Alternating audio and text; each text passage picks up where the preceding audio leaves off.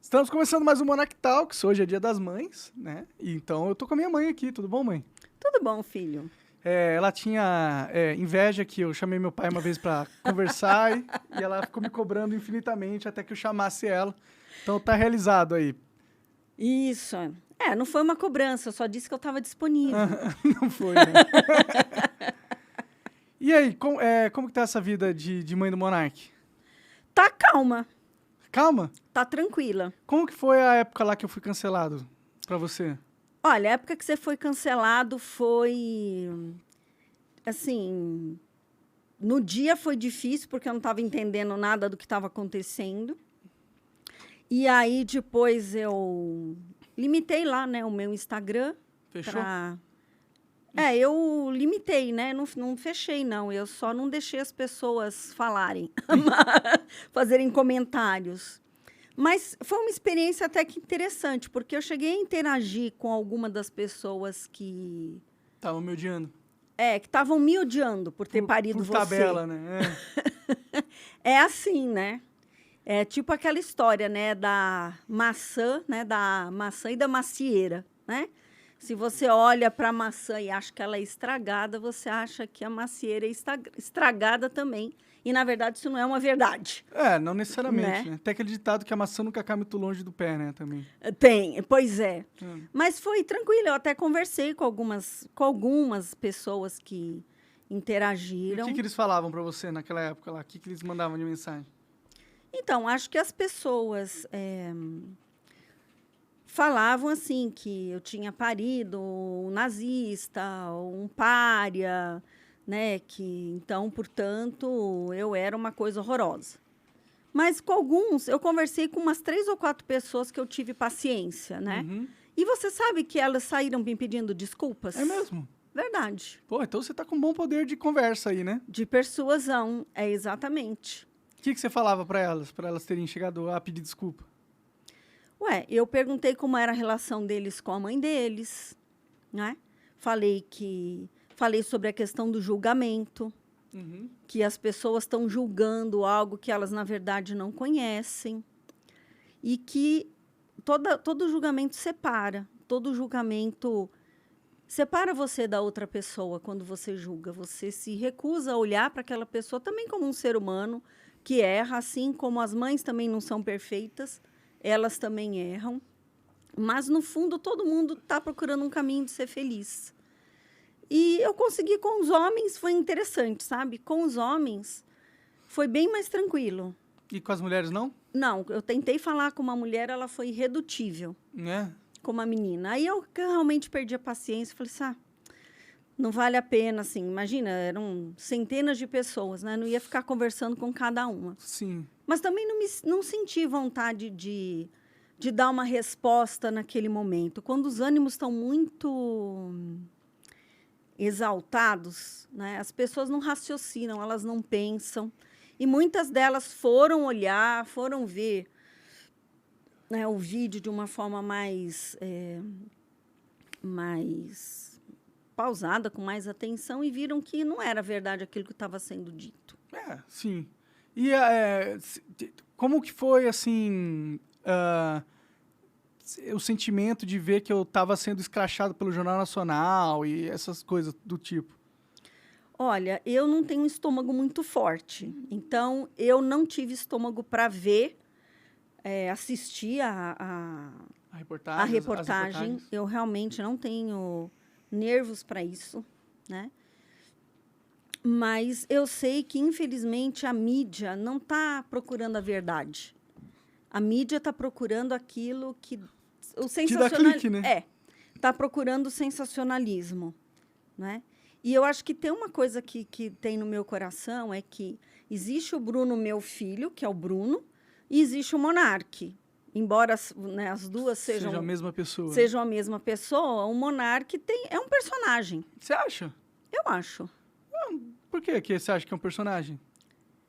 Porque é um personagem no sentido de que nas mídias sociais você não é o Bruno, é o Monark. Existe um... Mas eu sou diferente na mídia social e pessoalmente? É que eu não me sinto mãe do Monark, né? Eu me sinto mãe do Bruno. Não sei se Mas assim, se olhando o Monark falando, parece outra pessoa falando ou pareceu? Parece você. o Bruno. Eu acho que você é autêntico nos dois lugares, é profundamente autêntico. Entendi. E às vezes um pouco ingênuo. Isso aí é algo que me dizem diversas vezes muitas pessoas. Talvez você tenha tido que puxar, né? Porque você é ingênuo também? Eu acho que agora eu sou menos, mas eu fui muito ingênua. Uma vez eu trabalhava antes de ter você, eu trabalhava numa biblioteca pública. Eu já era formada em psicologia pela USP, mas eu não me achava suficientemente capaz de conseguir um emprego como psicóloga. Naquela época não tinha internet, você tinha que fazer o currículo em papel, sair distribuindo. E apareceu uma oportunidade de eu ir trabalhar numa biblioteca. O que você fazia na biblioteca? Eu era auxiliar de biblioteca. Tinha que organizar os livros e tal? Tinha que organizar os livros e atender o público, né? E naquela época tinha a bibliotecária que estava acima de mim e tinha a chefe, né? Que estava acima da bibliotecária. Que estava acima da bibliotecária. E foi uma experiência interessante porque essa chefe, ela ainda não tinha experiência de ser chefe. Entendi. Né? Ela tinha pegado uma chefia pela primeira vez e tudo que a gente fazia, ela dizia assim, mas não era bem isso que eu queria.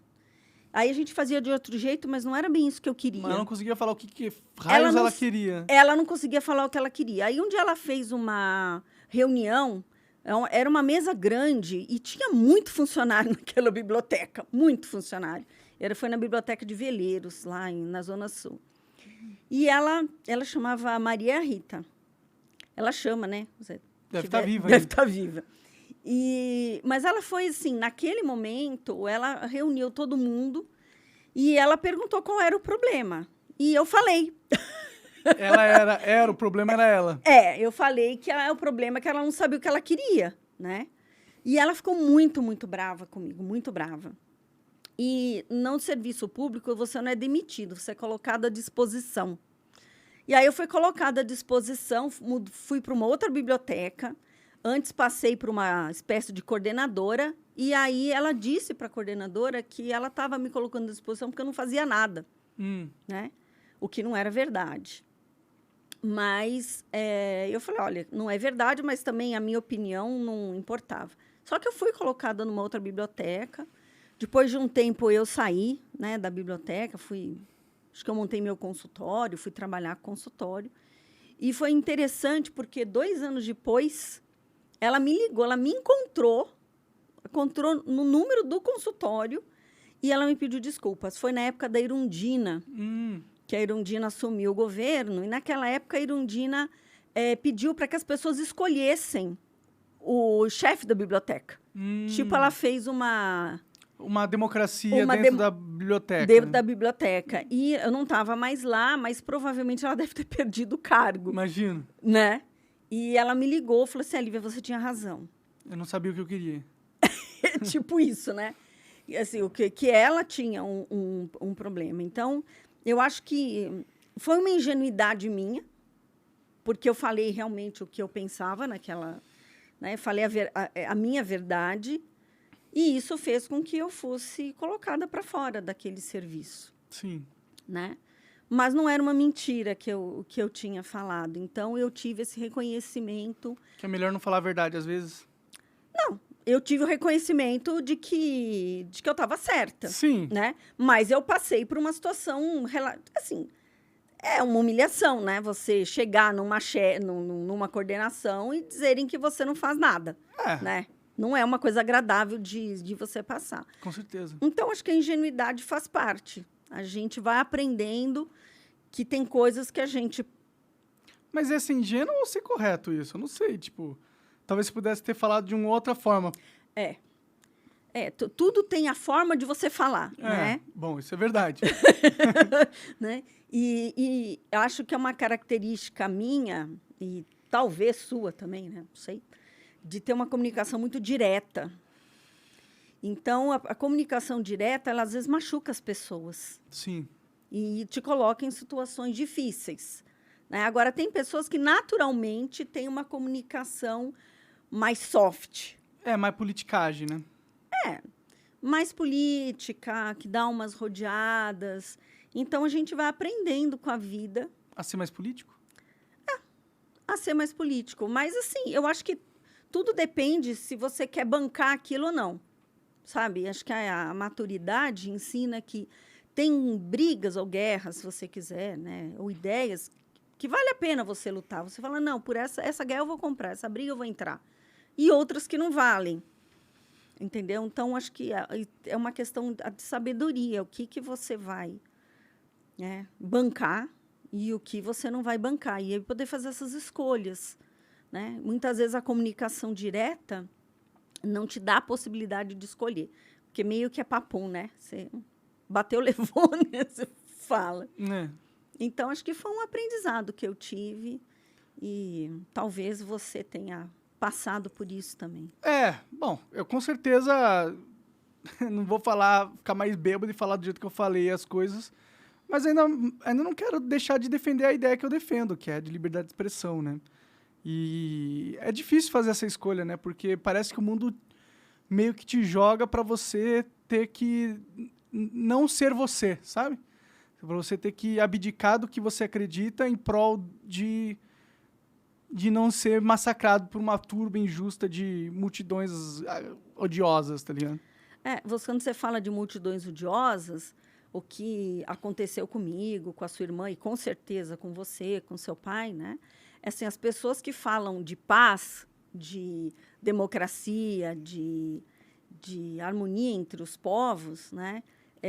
Quando te ameaçam, dizendo, olha, eu vou matar toda a sua família, começando pelo seu filho, isso é uma incoerência. Total, né? Né? Porque se você está defendendo, você é contra uma ideia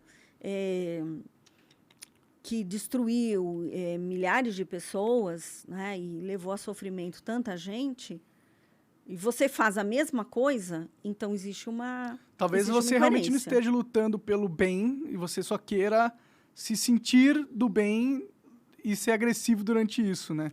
E fazer o mal se sentindo do bem, né? Essa é uma das características do cancelamento, né? As pessoas sentem que elas estão ajudando o bem maior, mas elas estão só, na real, sendo parte do problema, grande parte do problema, né? Exatamente, porque o problema é que ela coloca em outra pessoa, então o mártir, digamos assim, o protagonista daquela história, o mártir, né, o que acontece? Quando você acusa alguém, aquela pessoa de algoz se torna vítima.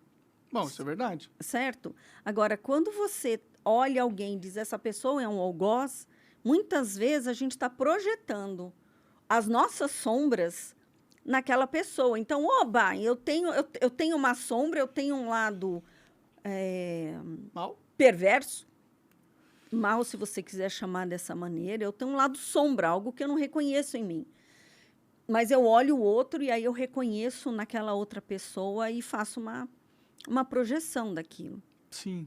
Então, acho que isso que é o que acontece. Agora, você perguntou, né, se expressão, liberdade, a expressão não é só expressão verbal. Não. Existem muitas formas de expressão. A arte, Sim. né, eu posso me expressar A artisticamente. forma como você se veste é uma expressão. A forma como você... o movimento, se você faz dança, você é uma expressão, uma forma de você se expressar. Sim. Como você se coloca no mundo é uma forma de você se expressar. Então, a liberdade de expressão, ela subentende uma aceitação. Eu aceito o outro.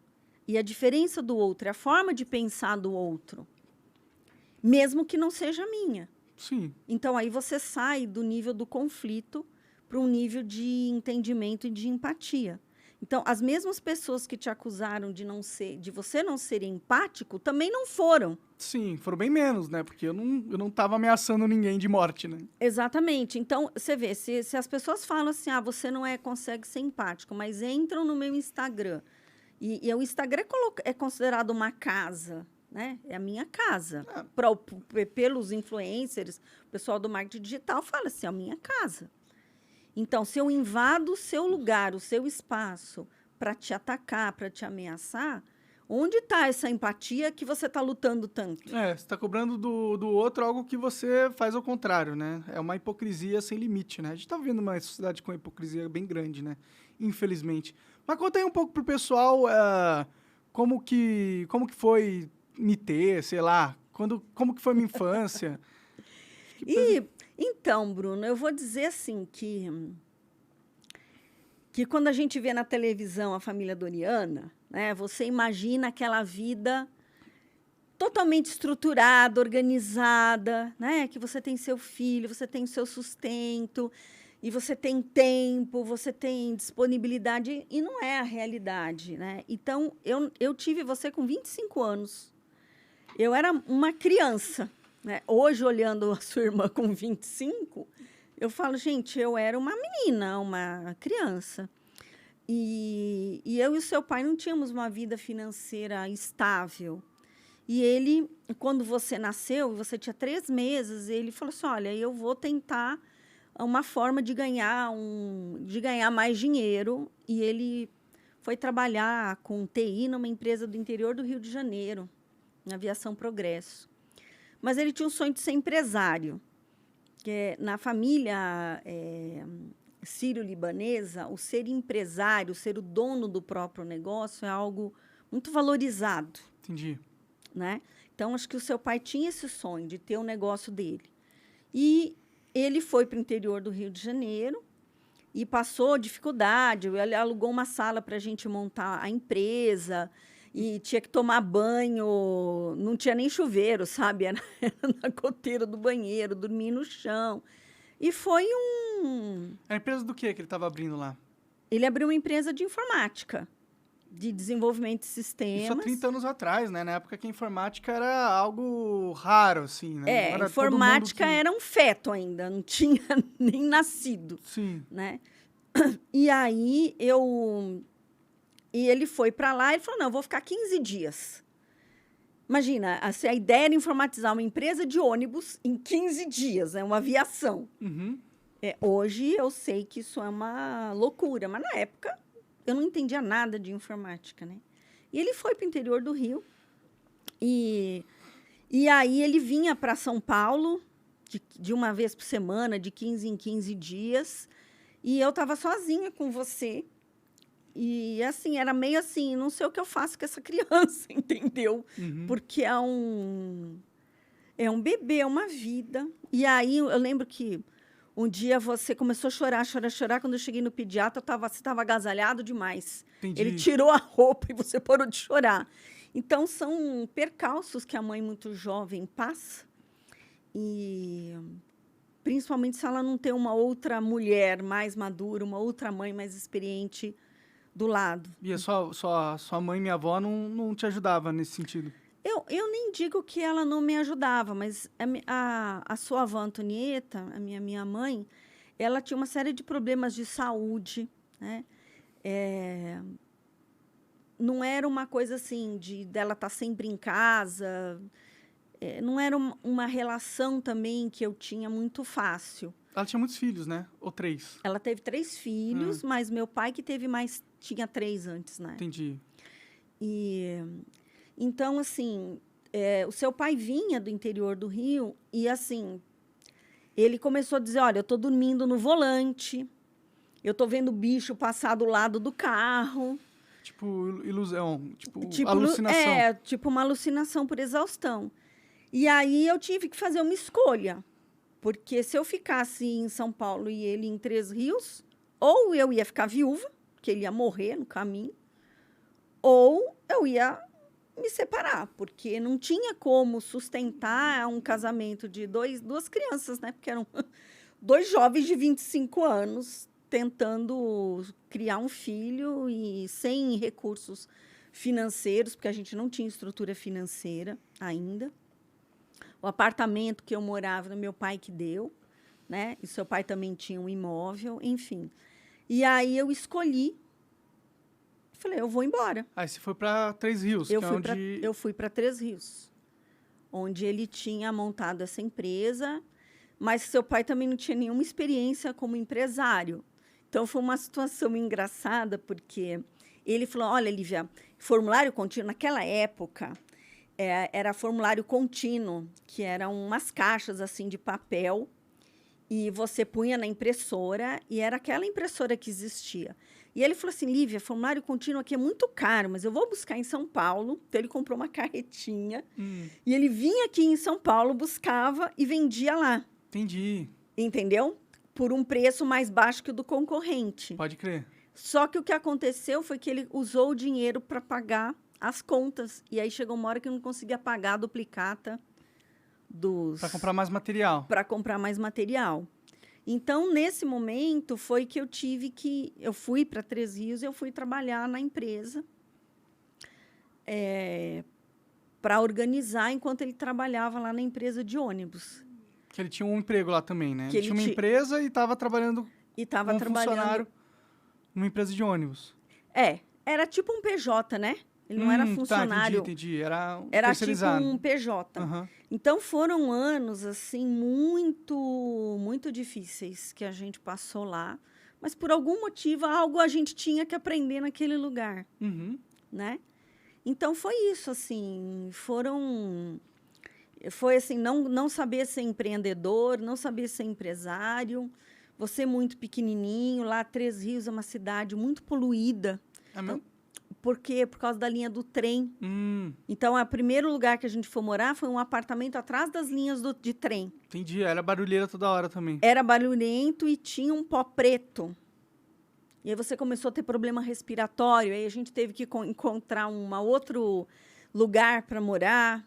Aí a gente vendeu o apartamento que a gente tinha em São Paulo, comprou uma casa lá. Foi aquela casa lá que eu lembro? Ou foi outra casa? Deve ser a que você lembra, porque você era maior, né? Tinha uma piscina. É, sim. E, olha, assim, eu vou dizer que se alguma coisa tinha para dar errado, foi naquele período, porque foi tanta encrenca que a gente teve que aprender a resolver, né? Mas foram aprendizados, enfim. E como que eu era criança? Eu morei lá em Três Rios até os 6 anos de idade, né? Acho que 7, né? 7 anos. E que tipo de criança que eu era? Você sempre foi uma criança extremamente amorosa. Você é uma criança que, quando a gente ia Gente, eu não lembro, tinha um restaurante lá, acho que era Choupana que chamava o restaurante. Acho que é Choupana mesmo. Né? Você levava um carrinho para você e um carrinho para o seu amigo. Mesmo que você não soubesse ainda quem ia ser. Quem era o amigo, né? Quem era o amigo. Então, você é extremamente amoroso, você sempre se preocupou de levar um brinquedo a mais, mas você não dormia. Eu não dormia? Você começou a dormir a noite toda com 4 anos de idade. Até as 4, então, eu acordava durante a noite. Você acordava. Nos 2 primeiros anos, você acordava chorando muito. E era engraçado, porque você tinha 3 chupetas. Uma na boca, uma na mão direita e uma na esquerda. Então, na mão direita, você ficava passando assim na testa, outra chupava e outra você segurava na mão. Entendi. Aí, quando caía uma chupeta, você chorava. Entendi. Aí, a gente ia lá, entrava debaixo do berço, pegava a chupeta e te dava na mão. Aí, quantas vezes o seu pai pegava o carrinho, botava você no carrinho, empurrava você no carrinho para você dormir. Então, até os 2 anos, você não dormia, você chorava muito, muito, muito. Dei trabalho, então. Você deu. Aí, com 2 anos de idade, você começou a falar. Então, você falava assim, mãe, olha o bicho, olha o bicho. E você tinha a sensação de que você via bichos no seu quarto. E aí, você leva no pediatra, ele diz, você deve estar vendo filmes de terror. Por isso que ele está vendo bichos. Ele só tem um problema, nós não temos televisão. Então, ele não está vendo isso na televisão. E aí, naquela época, eu era espírita. Hoje em dia, eu estou com um problema ainda, que eu não sei se eu sou ainda espírita. Você está agnóstica. Assim, eu acredito em muitas coisas da doutrina espírita, mas eu não frequento mais centro espírita. Então, eu não diria que eu sou uma espírita raiz, como eu fui muito tempo. Mas eu fui buscar ajuda no centro espírita e, coincidência ou não, conforme eu ia indo nas reuniões, você foi acalmando, e durante 2 anos, assim, se faltava 1, 2 semanas, você voltava a chorar. Pode ser emocional, psicológico, transferência, aí cada um acredita no que quiser, não é? Mas para mim foi assim. E com 2 anos, a gente fez uma viagem para São Paulo para ver a sua avó Márcia, sua avó Antonieta, né, para visitar elas. E quando a gente voltou, eu esqueci a mamadeira em São Paulo. Cheguei lá, não tinha mamadeira. E você mamava à noite, né? Você acordava chorando. Mãe, eu quero leite. Eu lembro disso. E aí eu levantava, esquentava, te dava mamadeira e você tomava no berço. E aí você punha a mamadeira do lado na frestinha do berço. Você colocava, você não jogava, você encaixava. Olha, era uma organização. O que aconteceu com ela, né? Aconteceu. Você perdeu esse dom. Você encaixava a mamadeira e voltava a dormir. Mas com 4 anos a gente fez essa viagem e na volta eu falei, filho, esqueci a mamadeira em São Paulo, não tem mamadeira. E eu te dei o leite para beber no copo. Uhum. Eu fiz o leite, dei o leite no copo. Você nunca mais acordou. Por causa de ter aprendido a tomar o leite no corpo? Você sabia tomar leite no copo, mas depois daquela noite que eu não te dei a mamadeira, você pegou e não acordou nunca mais. Ah, que bom. Aí eu consegui dormir depois de 4 anos, uma noite inteira. Né? Então, nesse aspecto, você deu trabalho só nesse aspecto. Entendi. E assim, você já era rebelde, né? Eu era? Isso, você nasceu rebelde. Tem esse desejo pela liberdade de expressão, veio de barriga. Uhum. Porque com 1 mês você não deixava cortar sua unha, entendeu? Eu ia para cortar a unha e você tirava a mão. Entendi. Um dia eu briguei com você. Por causa que eu não deixava. Porque Com 1 ano de idade, 1 mês de idade. Com 1 mês. Você acredita? Ó, como eu era retardada. Gente do céu. Quando você olha para trás, você fala, mas você fez cada merda na vida. Mas eu fiquei nervosa aquele dia, porque eu não conseguia cortar sua unha. E aí você se arranhava, né? Porque a criança com a unha comprida se arranha, se machuca. Sim, sim. Então, acho que essa personalidade você trouxe desde criança, assim, uma personalidade de eu faço o que eu quero, na hora que eu quero, do jeito que eu quero. Isso, eu digo que você nasceu assim, entendeu? E aí, você colocaram eu numa escola, né? Eu lembro. Eu tinha... Quantos anos eu tinha quando vocês colocaram na Nossa Senhora de Fátima? E eu acho que devia ser com 2, 3 anos. E aí eu era tranquilo? Como que era na escola? Como que era a escola? Eu não lembro de muita coisa, pra ser sincero.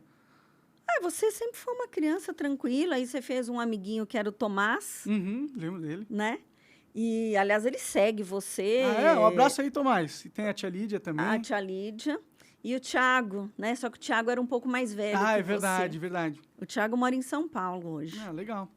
E aí eu acabei, por conta da sua amizade com o Tomás, eu acabei fazendo amizade com a Lídia. E nós somos amigas até hoje. Ela mora nos Estados Unidos, em Tulsa. Legal. E ela vai estar no Brasil agora, acho que nos próximos meses ela vai estar aqui. Aí vocês vão se reencontrar. E ela quer muito ver você, quem sabe a gente... claro, traz ela aí, a gente mostra tudo aqui pra ela. Né? E ela gosta muito de você, ora muito por você. A Lídia é muito católica, assim, uma pessoa muito fervorosa. E ela lembra de você pequenininho, né? Então, eu acredito que essa criança, ela existe dentro da gente, né? A criança amorosa, a criança conectada. Mas a vida, infelizmente, não é aquela coisa doriana, né? Então, a gente vai passando por dificuldades e, em alguns momentos, os filhos... Desandam. Entram nas drogas. Eu ia dizer que se desconectam de alguma coisa de pai, de mãe, mas depois chega uma hora que encontra o caminho de volta. A gente sempre encontra. Pode crer. E foi com 7 anos, então, que a gente voltou para São Paulo, né? A gente voltou para São Paulo quando a sua avó Márcia faleceu, né? A mãe do seu pai. Sim. E aí a gente tinha um lugar para ficar lá em Três Rios, a empresa O seu pai não tá, ele estava na Progresso, mas não do jeito que era antes. A Procid, que era empresa de nossa empresa, né, de informática, não estava mais dando resultado. E aí a gente escolheu voltar para São Paulo. Porque São Paulo é São Paulo, né? Até você voltou para São Paulo. Infelizmente aqui tem tudo, né? Aqui tem todas as oportunidades de negócio e pro podcast é importante, né? Tem mais acesso a convidados e tal. A pessoas, então. E aí a gente voltou para São Paulo e, assim, a gente voltou. A sua avó Antonieta, né? Minha mãe teve um AVC e ela ficou 1 ano, né, nesse estado semi-vegetativo. Foi piorando, ela tinha um problema no coração. A sua avó Márcia também tinha um problema no coração. Pois é, né? As duas. Eu fiz uns exames ali e eu tenho uns negócios no coração também, eu olhei. Então é bom cuidar. Parar de usar tanta droga, né? E assim, engraçado que o uso de drogas não é algo que a sua família, tanto de mãe, de pai... Tinha problemas. Tenha. Mas você sabe o que eu acho, Bruno? Eu acho que esse você começou a usar drogas depois que você saiu de casa. Sim. Né? Por conta de companhias. E eu acho que, às vezes, a gente vai procurar nas drogas alguma coisa que a gente não... algo que a gente não está encontrando dentro da gente. É como se fosse um vazio que a gente tenta preencher. Mas esse vazio só pode ser preenchido pela gente, né? Num caminho de volta para essa casa interna. Pelo menos é o que eu, como psicóloga, ensino para os meus clientes, né? Eu sei que se, né, a gente não é psicóloga do filho, nunca vai ser.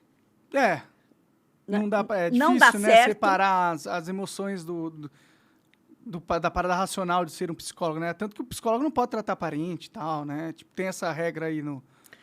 Eticamente, não. Sim. Porque, justamente, se você não sabe separar, né? Você precisa ter você não pode se apegar ao seu paciente, porque talvez você não dê as melhores dicas para ele, porque você tá com um viés emocional por ser parente, né? Mas você sabe o que eu penso? Que você sempre vai ter um viés.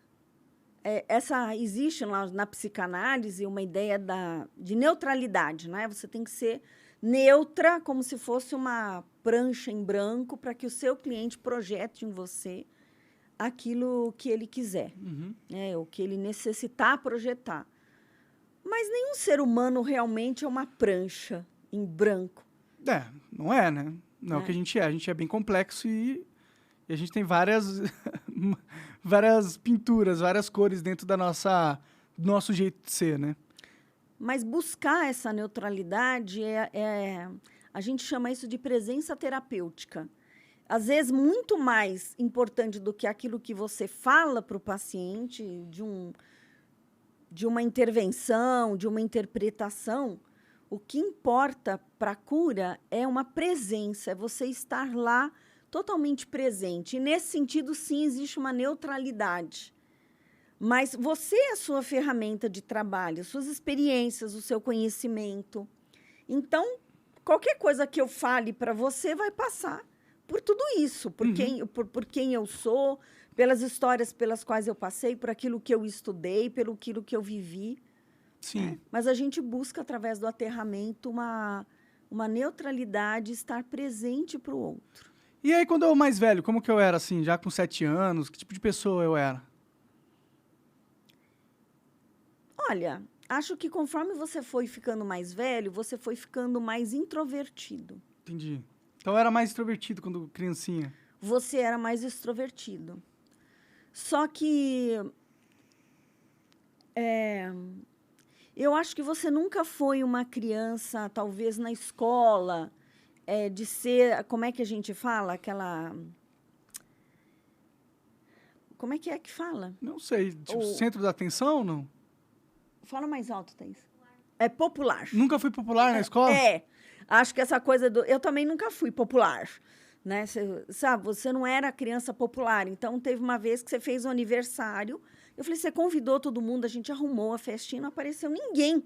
Pois é, né? Eu lembro, mas isso aí já estava em São Paulo, né? Já estava em São Paulo. Então, talvez, né, essa coisa de por algum motivo, eu acho que você sempre teve essa característica mais introvertida. De ser mais na sua. De ser mais na sua e nunca... Você fala tanto de liberdade de expressão, talvez seja algo que você não expressou durante muito tempo na sua vida, né? Tem coisas que a gente não expressa, que a gente não fala de sentimentos, de emoções. Então, pode ser que algumas coisas não tenham sido expressas ao longo do seu caminho. Da minha infância. Da sua acho que mais no período de adolescência. Que tipo de adolescente eu era? O caseiro. Caseiro. Eu nunca tive que buscar você em festa de madrugada. Teve uma festa, sim, mas...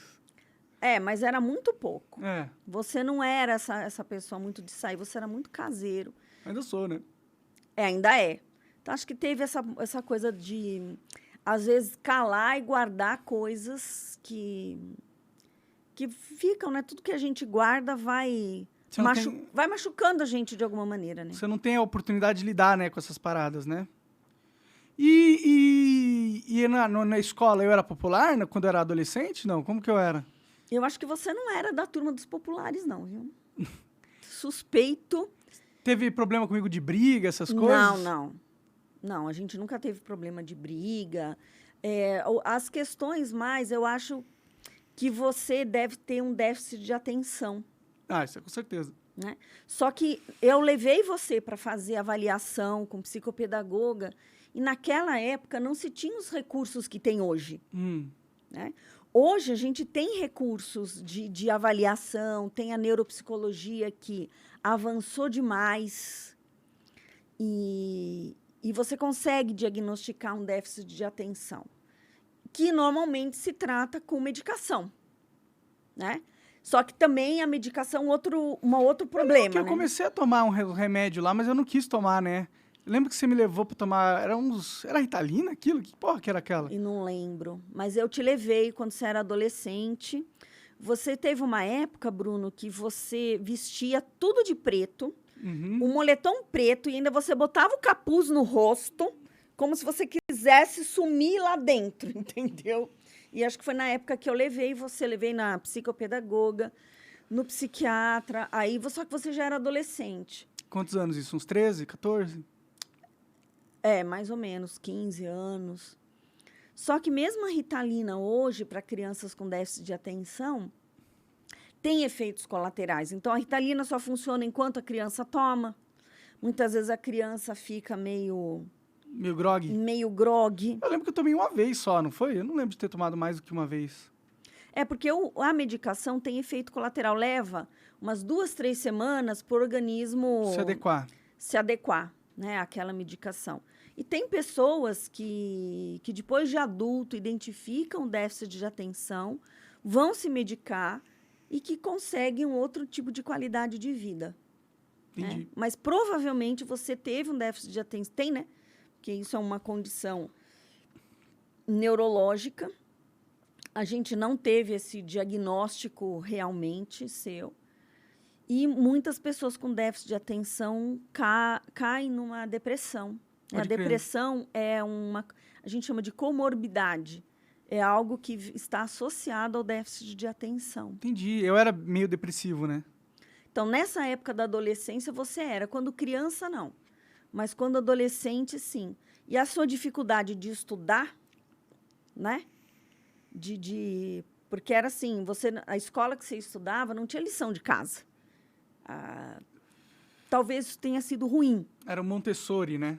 Uma escola montessoriana. Eu achava ótimo, na real. Ter que mas as poucas tarefas que você tinha em casa, você não fazia. Sim. Né? E aí eram as questões... Eu sempre fui muito bagunceiro, né? Eu não ajudava muito em casa, né? Eu acho que você sempre teve, assim... Quando você pega uma ideia, como é que eu vou dizer assim? Uma bandeira, né? Quando você tem uma ideia que é uma bandeira... Realmente nem Cristo na Terra faz você mudar de ideia. É difícil, né? Cabeça difícil. dura. Eu dei muito... Que tipo de trabalho eu dei? Eu dei alguma vez? Teve alguma... Bom, eu já me machuquei muito, né? Eu gostava muito de me machucar, né?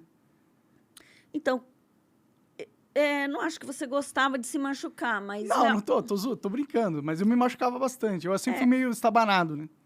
Não, então, quando você era pequeno, lá em Três Rios era um calor infernal, né? E eu deixei você na banheira, brincando na banheira. E aí você resolveu fazer, acho que o número 2. Uhum. E naquela época você puxava a descarga. Eu acho que foi a última vez que você apertou a descarga na Talvez vida. seja por isso que eu não puxo descarga, hein? Será que é um trauma? Acho que é um trauma, Pode porque ser, hein? você subiu na privada e foi dar a descarga e você caiu. Caí e bati a cabeça E na bateu pia. a cabeça Rachei a no cabeça. bidê. Foi no bidê? Achei que tinha sido na pia.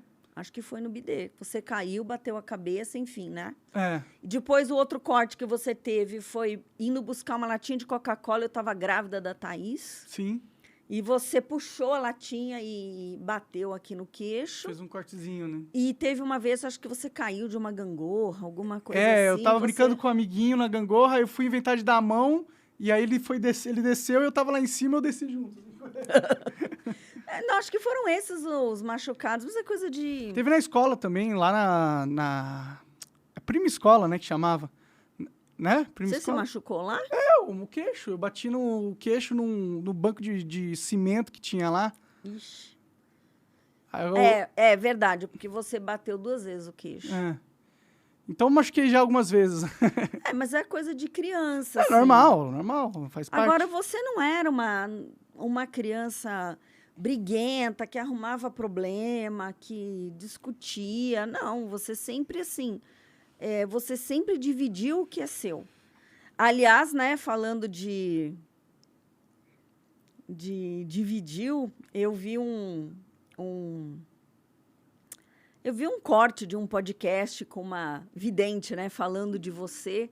E eu achei impressionante, assim, a capacidade, assim, ela falou... Ela acertou, é. É Ela a Vânia, acertou. né? Um negócio assim. Vandinha. Vandinha, é. Aquele Planeta Podcast. Pode crer. Ela acertou tudo que ela falou de você. Ela falou, ele gosta de ficar na dele, mas ele gosta de dividir tudo. E é verdade, você tem um coração enorme. Sempre teve. Não. Eu não acho que você não tem esse coração. Você continua tendo esse coração. Eu só acho que você é revoltado com algumas coisas. Tipo o quê? Revoltado, por exemplo, com a mídia, com a falta de liberdade de expressão. Acho que você tem revolta de coisas que aconteceram na sua infância. São revoltas que você tem. Entendi. E eu era bom aluno, não? Depois de velho, assim? Você nunca gostou de estudar, né? Estudar. E eu acho que queria que você contasse um pouquinho, né? Que você, quando você jogava o Minecraft, que você achou que você ia trabalhar onde mesmo? No McDonald's. No McDonald's. Você nunca contou isso pra mim. Eu não contava que eu... Não, você não contava nada. Aliás, continua não contando, né? né? Eu sou meio interno tudo, né? As coisas na minha cabeça. Você vai colocando tudo pra dentro. Sim. E eu achava... Eu não era bom aluno, né? Eu até cheguei a sair... Eu não sei como que vocês deixaram, né? Eu agradeço, mas não sei como que vocês deixaram. Eu acho que no segundo ano do colegial, logo no comecinho, eu saí. Fiquei 1 ano sem ir na escola, né? Não rolou uma parada dessa? Como que foi eu falando isso pra vocês? E qual que foi? Que Então, na passava verdade, cabeça? o seu pai intercedeu por você, né? Ah, é? Você não lembra? Ele veio em Não casa, a gente já não estava junto, e ele veio falar que você ia querer fazer o... Você foi pedir ajuda pro seu pai. Mas isso era na época do curso de teatro, é isso? Ah. Não, foi antes, né? Que eu ia querer fazer o supletivo. Que você ia querer fazer supletivo. Porque, na verdade, você foi estudar numa escola muito longe da onde a gente era a FECAP, morava. né? Na FECAP. Eu tinha que pegar um ônibus, um metrô, todo dia pra ir. Né? E, enfim, foi uma época que eu sugeri pro seu pai de você ir morar com ele, mas não rolou. Meu pai também não tava com uma casa muito grande na época, né? Não cabia. Não cabia, mas, enfim. E, no final, acho que a vida, ela acontece como ela tem que acontecer. Mas foi ok, assim, pra eu ficar sem estudar? O que você pensou? O que passou na sua cabeça? Você falou, esse moleque aí, vou ter que sustentar ele pro resto da vida dele. Eu nunca pensei isso. Não? Não. Eu pensava. Você pensava que eu ia te sustentar? Não, nunca pensei isso, não. Acho que eu sempre acreditei que você fosse encontrar um caminho. Eu não achei que fosse ser o caminho do Minecraft. Mas a gente sempre acha um caminho. Ah, sim. Aí você estava procurando, você foi no teatro, né? Foi fazer o curso de teatro, foi tentar ser manequim, né? não é manequim que fala, modelo, né? né? Modelo, né? De propaganda, né? É fazer propaganda, na verdade, que eu queria fazer, porque eu lembro que, porra, R$5.000 pra aparecer uma vez lá um dia, pra mim parecia ótimo, assim, tem que ir lá uma vez e ganhar R$5.000, tô feliz, tá ligado? E a parte do mínimo esforço Continua, né? Aliás, isso deve ser de família, mas não veio do meu lado, tá? Tá tentando se safar dessa. Não, mínimo esforço não veio do meu lado da família. Ai, meu Deus. Mas, e aí, quando eu tava... Quando que você descobriu que eu tava fazendo vídeo? Porque eu acho que eu não contei pra vocês, né? Contou, Contei? eu sabia. O seu pai te deu uma câmera, né? Te ajudou a comprar uma câmera. Junto, eu trabalhei um pouco com ele lá na Gregory. Isso. E aí vocês compraram uma câmera e você vinha falar, ai, mãe, eu tô com 7 inscritos. Mãe, eu tô com 100 inscritos. Um dia você sentou, mãe, eu tô com 1.000 inscritos. Eu fiquei pensando, o que será que isso significa? Porque era novo tudo. Era né? muito novo, eu não tinha ideia também. Ninguém tinha, né? Era a primeira vez que a internet surgia assim, de forma que alguém poderia ter uma carreira construída só na internet, né? Isso não existia antes. E você sempre buscava situações em que você fosse visto, né? Então, assim, o teatro, a propaganda, sempre era estar nos holofotes. A sensação, o desejo de ser visto. Acredito eu que todo mundo que gosta de uma câmera, tipo, eu também gosto. Ainda não dei certo, mas estou trabalhando, né? Não dei certo assim, acho que não. Não estourou, não virou influencer ainda. Não virei ainda uma influencer. Uma avó influencer, talvez, não sei, não sou vó ainda. Mas acredito nisso, que é porque são pessoas que não foram vistas, ou que não se sentiram vistas, lógico, pelo pai e pela mãe. E como que foi essa questão de eu criar, quando estava estourando? O que você pensava naquele momento? O que você pensava de tudo aquilo, de construir canal no YouTube, depois estourou? Eu falava assim, ai, graças a Deus que ele encontrou um caminho. Então você se preocupava, né? Não, eu me preocupava com você porque você não se encontrava. Sim. E foi assim, pô, graças a Deus, né, que você encontrou um caminho. E aí quando você viu que eu tava ficando conhecido, pegando, sei lá, 100 mil views num vídeo, tava com 100 mil seguidores... Eu me preocupei de você gerenciar o seu dinheiro, né? Porque você não parecia muito preocupado com isso. Mentira, né? Eu economizei todo o dinheiro daquela... Inclusive, eu tô usando ele até hoje, né? Nossa. Pra pagar advogado. Então, é um aprendizado. A gente perde de um lado e ganha de outro. Sim, sim. Né? E quando você chegou a... Você não foi nos eventos comigo, né? Tipo, BGS, você não viu? Cheguei aí. Eu fui num evento que você fez uma palestra. Lembra que a gente já tinha Game Store? Lembro. Foi em Campinas, não? Em Campinas a gente foi. Não, porque Campinas acho que foi com meu pai. Eu não sei. Teve um que a gente foi para tentar vender as camisetas. Acho que era o Age, talvez, de Campinas. Talvez fosse um outro evento, só que também em Campinas, né? A gente foi com você. Chegamos em evento. E o que passava na sua cabeça? Ixi, meu filho tá sendo conhecido e tal. É só isso, tipo, encontrou um caminho, tô feliz por ele. Eu lembro que uma época você queria que eu fizesse faculdade ainda, né? Quando eu tinha 5 anos de idade, eu fui passear na USP com meu pai. E a USP era um mato, né? 52 anos atrás. Sim. E eu lembro que meu pai falou, quando você crescer, você vai estudar na USP. Então ele te direcionava para isso? Com 5 anos. Eu peguei aquilo e realmente eu entrei na USP. Entrou na USP. Né? Então, a escolaridade, o estudo formal sempre foi algo muito valorizado. Na sua família e você? Na minha família. Né? E eu acho, né, depois eu fui fazer o curso de neuropsicologia, e no curso de neuropsicologia, realmente, o estudo formal, ele favorece a criação de conexões nos neurônios que a gente chama de reserva cognitiva, né? Entendi. Porque é uma forma organizada com que essas conexões vão acontecendo. Então, é diferente eu sei que você sabe muita coisa, mas o estudo formal, ele traz uma organização até neural, porque o cérebro só se forma aos 24 anos, ele só termina de se formar aos 24 anos, que é mais ou menos quando acaba a faculdade, né? 22 anos, 23. Então, é quando toda a estruturação neural se dá e por o isso cérebro você insistia de eu fazer faculdade? Não, eu não sabia disso. Né? Eu insistia porque, na minha família, o estudo formal sempre foi muito valorizado. Né? Agora, realmente, financeiramente, em termos de influência, você foi muito mais longe do que qualquer um da família, né, que estudou. Sim, sim. Ah, foi um caminho novo, né, também que se abriu, né? Eu tive sorte de ser pioneiro, né, nesse sentido. É, e na fase que eu fali, o que se passava na sua cabeça? Quando que você faliu? Ah, em 2015, né? Então, naquela época, eu nunca me preocupei. Eu sempre pensei assim, um prato de comida eu sempre vou ter para dar.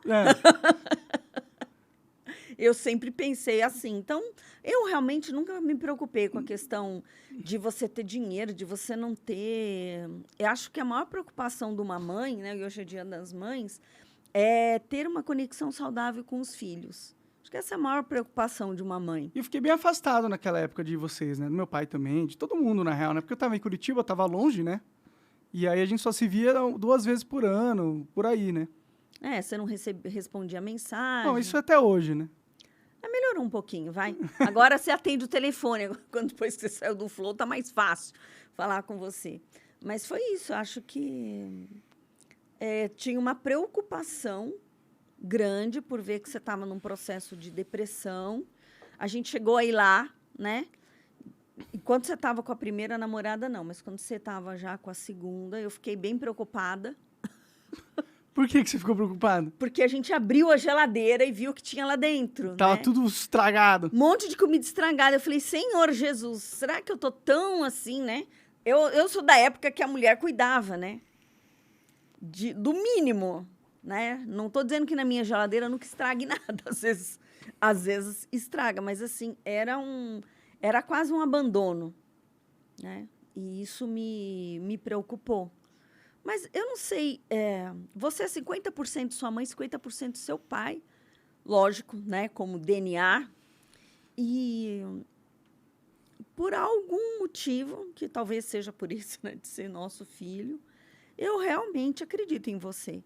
Eu realmente acredito que se você falir, você vai levantar e dar a volta por cima. Aliás, os grandes empresários faliram várias vezes. Bom, então nessa, só não virei um grande empresário, mas falir eu já fali várias vezes. Então, agora é a hora de aprender com os erros, né? Porque a grande X da vida é eu erro, mas eu aprendo com aquilo que me levou. Acho que erro não existe, mas aquilo que me levou a não ter a qualidade de vida e ter a vida que eu quero. Sim. E às vezes a gente fica tentando, né? Eu fiquei 20 anos trabalhando numa empresa, fazendo 1,5 milhão de coisas, e eu não estou dizendo que eu era infeliz trabalhando nessa empresa, mas não era aquilo que fazia o meu coração aquecer, né? Aquecer. Te dava motivação para acordar no dia seguinte e falar: eba, vou lá trabalhar, tô animada, tem tanta coisa para resolver, que legal. Era assim, meu Deus, qual vai ser o e-mail hoje, né? Que eu vou receber com a bucha. Qual vai ser a bucha do dia? Mas foi um trabalho que me permitiu sustentar vocês, não que seu pai não colaborasse, né? Mas Sim. sustentar a casa, sustentar vocês. E alguma coisa eu devia ter para aprender lá. E eu fiquei 10 anos, dos 20, 10 anos tentando sair daquela empresa. E eu não encontrava um caminho. Então, às vezes, as pessoas acham que é fácil encontrar um caminho. Não é fácil. É difícil. Não, com certeza. Mas você conseguiu, né, recentemente, quer dizer, faz uns anos já, né? Faz quanto tempo que você saiu lá da Teste? Eu saí de lá, eu tinha uns 50 anos, 50. Eu sou muito ruim de data, né? Se você me perguntar data, eu sou um horror. Mas faz uns 6 anos que eu saí lá da empresa. Eu vou fazer 57. Faz uns 6 anos. Aí, o que tu foi fazer? Então, foi muito interessante porque eu já estava procurando sair da empresa há vários anos. E aí, numa época da minha vida, eu fui fazer uma formação em psicodrama, fiz uma pós-graduação em psicodrama, onde veio aquela coisa do teatro. E aí eu entendi que as verdadeiras mudanças e a cura só acontece via o corpo. E aí eu fui fazer psicodrama para ver se eu conseguia encontrar esse caminho, não só para mim, mas para as pessoas. Mas eu não consegui voltar para o consultório naquele momento. E aí eu fiquei mais um bom tempo na empresa, até que eu tive uma dor no pescoço muito forte, quase incapacitante. Assim, chegava às 5 horas da tarde, se eu não deitasse, eu morria. E eu não aguentava. E eu fui procurar um caminho para essa dor, porque você ia no ortopedista, ele falava assim, mas a sua coluna é um horror.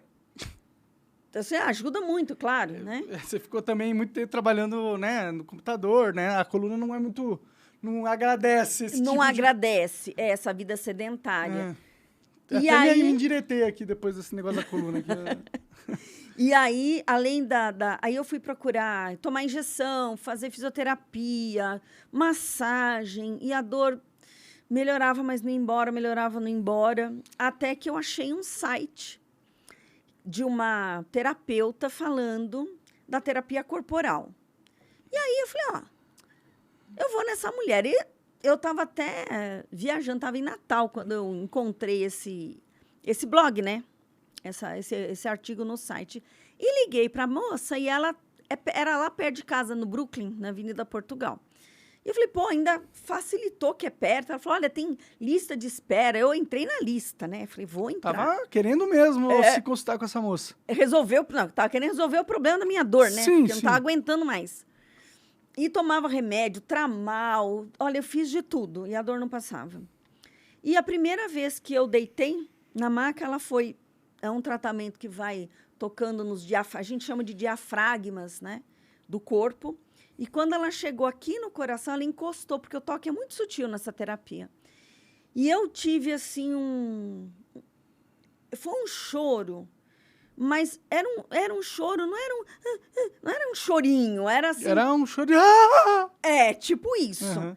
E eu levei um susto, porque eu falei, de onde veio isso, né? Esse choro. E aí eu falei assim, isso daqui vai me ajudar. Porque foi uma liberação, né? Era algo que estava lá guardado e conseguiu sair, né? E eu acreditei naquilo e comecei a me tratar e comecei a ver as mudanças que o meu corpo estava tendo. Meu corpo, meu comportamento, meu estado de espírito. Eu estava mais feliz, estava mais animada, estava conseguindo enfrentar as coisas com mais facilidade, embora eu tenha ido procurar para uma cura de uma dor física, não de questões emocionais. Só que eu fui vendo os resultados e eu falei assim, eu vou aprender a fazer isso daí. Eu vou ser terapeuta disso.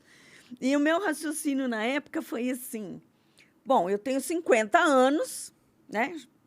Não vou ter aposentadoria, a minha aposentadoria vai ser de um salário mínimo, então eu tenho que fazer alguma coisa que eu possa fazer até bem velhinha, né? E nessa terapia você trabalha sentada, você não precisa ficar em pé. Entendi. Né? Não é massagem. Essa é crânio-sacral? Essa é a terapia crânio-sacral. E eu comecei a estudar terapia crânio-sacral e montei na sala de casa meu consultório. Montei lá a maca, o Lucas, né, o meu marido, ajudou. E a gente montou lá uma maca e eu comecei a atender na sala de casa. E uma coisa tão engraçada é porque, às vezes, a porta da lavanderia estava fechada e ele teve que pular a janela várias vezes para entrar em casa, porque ficou trancado lá de fora.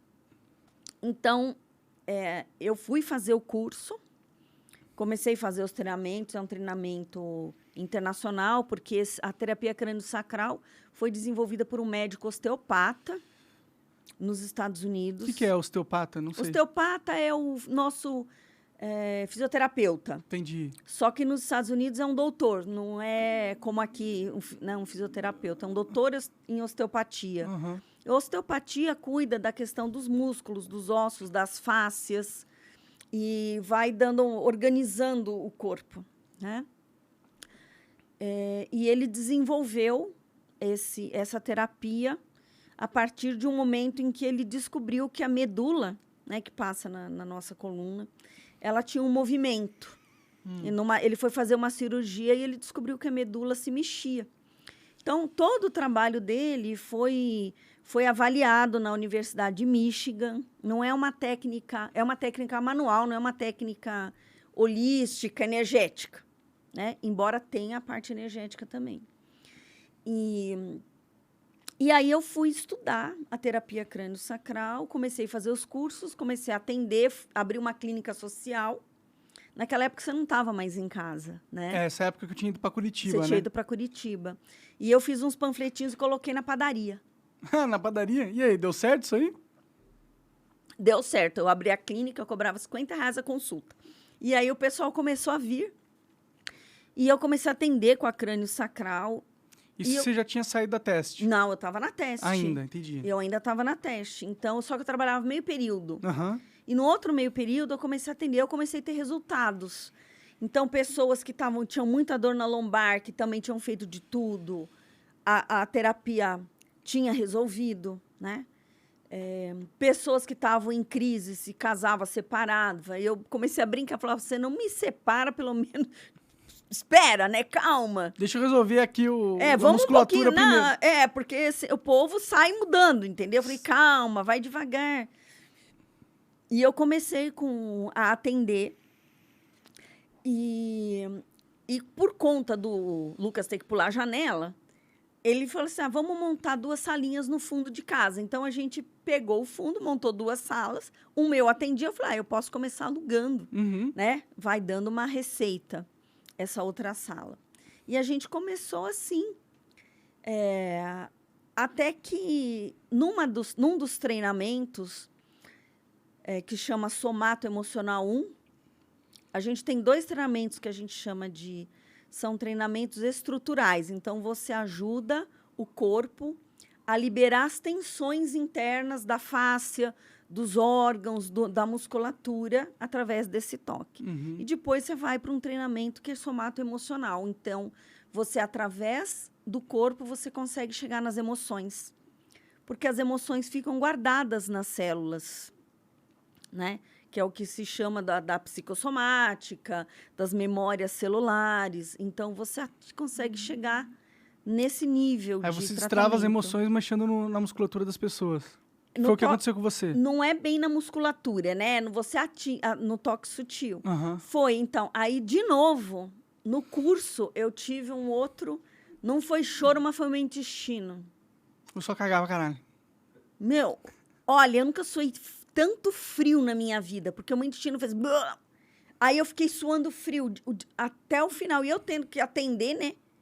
O cliente lá, o meu colega, suando frio. Foi assim foi muito difícil. Aquele dia foi triste. Só que a dor de pescoço sumiu.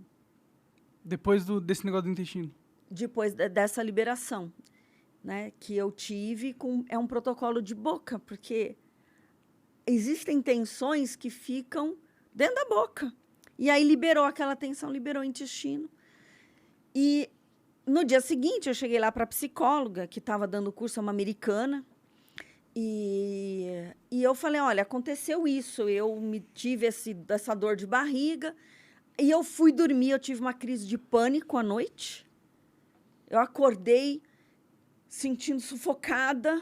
E eu contei isso para ela, falou, olha, Lívia, você tem 2 escolhas. Ou você fica onde você está sufocada, ou você pula um muro e assume o risco.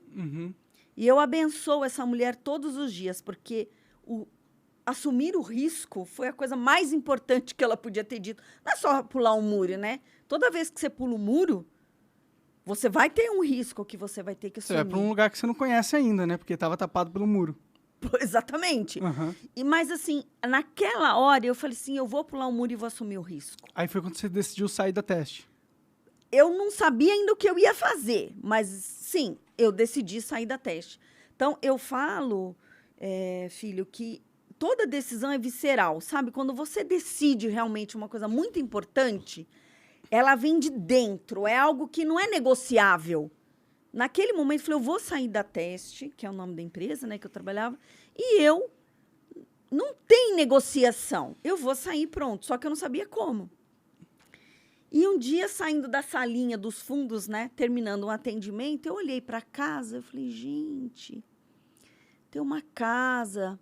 Eu raciocinei assim, como minha aposentadoria de um salário mínimo, se eu fizer 5 salas e o teto da aposentadoria era R$5.000, né? Entendi. Então, eu falei assim, se cada sala me der R$1.000... Eu tenho uma aposentadoria aí. Eu tenho uma aposentadoria aí. Foi só o raciocínio que eu fiz. E eu tinha um dinheiro guardado, fruto de uma herança. E eu nunca gostei de torrar. Torrar, assim. Vou fazer uma viagem. Eu nunca consegui fazer isso. Eu sempre preferi pegar o dinheiro e fazer um investimento, né? Que é um dinheiro que não é seu, que veio para você e que você deve honrar. Pelo menos eu sempre pensei assim, né? Então, eu não peguei e fui viajar. Podia ter ido viajar o mundo, né? Ou ficado 1 ano sem trabalhar. Mas eu escolhi, falei, eu vou pegar esse dinheiro, e a gente reformou a casa e criou um espaço de terapias integrativas. Eu não chamo, são holísticas, mas às vezes as pessoas acham que é um espaço zen, né? Energético. Não, é um espaço, então tem psicologia, tem massagem, tem a terapia crânio-sacral que eu faço, tem a psicoterapia. Esse espaço hoje existe, agora ainda... Sim, ele existe. Que é o Instituto para Ser. Isso. É. Então, e a galera pode, inclusive, ir lá se tratar com você, com os profissionais que estão lá? Pode se tratar. Se realmente quiser tratar, né?